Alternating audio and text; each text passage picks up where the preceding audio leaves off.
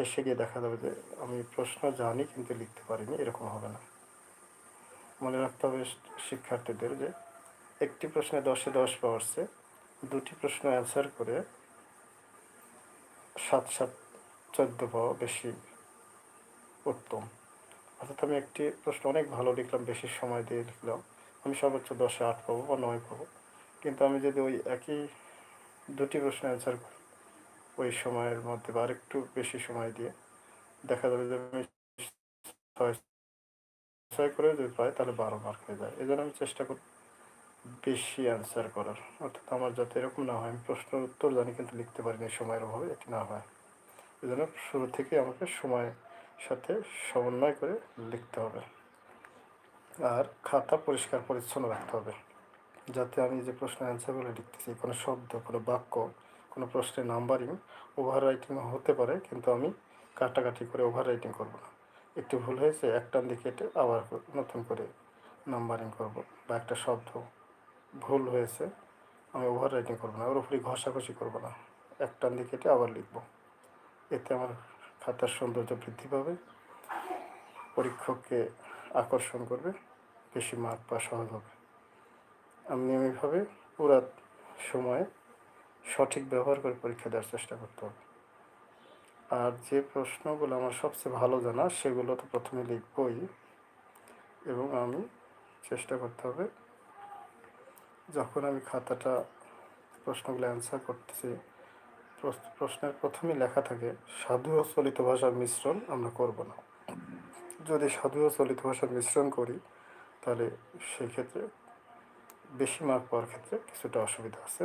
চেষ্টা করতে হবে যে সাধু ও চলিত ভাষার মিশ্রণ করব না, সবসময় চেষ্টা করব একটি ভাষায় লেখা। অর্থাৎ যদি সাধু ভাষা লিখি প্রত্যেকটি প্রশ্নেই আমি সাধু ভাষায় লিখব, যদি চলিত ভাষা লিখি প্রতিটি প্রশ্নেই আমি চলিত ভাষায় লিখব। এটি মানার চেষ্টা করতে হবে। 2 নম্বর, প্রথমে ভালো প্রশ্নগুলো করার পরে সবচেয়ে বেশি যে প্রশ্নগুলো আমার লিখতে পারবো ভালো করে, তারপরে যে প্রশ্নগুলোর অ্যান্সার আমি কম পারি বা একটু দুর্বলতা আছে এগুলো আমি শেষের দিকে লিখব, যাতে আমি সব প্রশ্নে অ্যান্সার করতে পারি।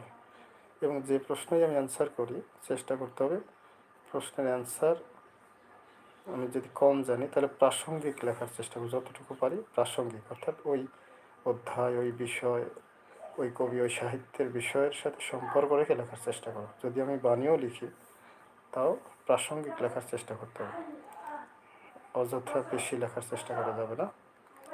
যদি প্রশ্নের প্রথমে আরেকটি কথা উল্লেখ থাকে ঠিক ঠিক উত্তর দেওয়া, অর্থাৎ যা চেয়েছে তাই লিখব, অর্থাৎ আমার কাছে যা চাইনি তা অতিরিক্ত লেখার দরকার নেই। এটা আমি মনে করবো না যে বেশি লিখলে বেশি মার্ক, তা না।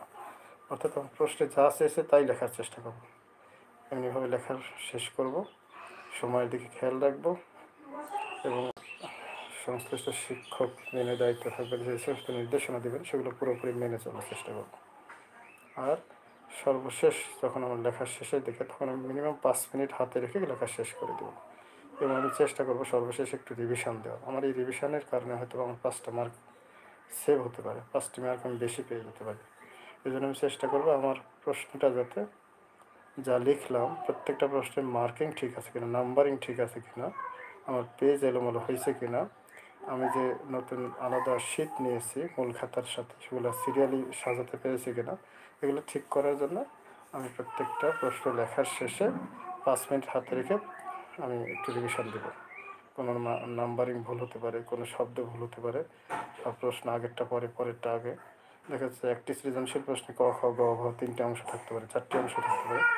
আমি চেষ্টা করবো ধারাবাহিক লেখার এবং খাতাটা পরিষ্কার পরিচ্ছন্ন রাখবো। আর সর্বশেষ যে কথাটি, আমি যখন খাতাটা সেলাই করতে যাব চেষ্টা করব আমি যখন পিন আপ করবো যাতে আমার যখন পরীক্ষা খাতা দেবে পেজটা উল্টাতে গিয়ে যাতে বেশিটুকু পিন আপ না করি, অর্থাৎ পেজ উল্টাতে গিয়ে যাতে লেখাটা আমার পিন আপের মধ্যে না যায়। যদি পিন আপের মধ্যে যায় তাহলে ওই লেখার যে অংশগুলো বাদ পড়বে এটা শিক্ষকের দেখতে কষ্ট হবে, তাতে আন্ডার এস্টিমেট করার সুযোগ থাকে, অর্থাৎ ওই শিক্ষক কিছু মার্ক কম দিতে হবে। সবাইকে অসংখ্য ধন্যবাদ, সবার প্রতি শুভকামনা, অসংখ্য দোয়া এবং শুভকামনা রইল। যে সমস্ত পরীক্ষার্থী এবার এসএসসি পরীক্ষা দেবে সকাল সকাল একটু আগে আগে রুমে প্রবেশ করবে এবং বিসমিল্লাহ বলে লেখা শুরু করতে হবে। সবাইকে অসংখ্য ধন্যবাদ। আসসালামু আলাইকুম।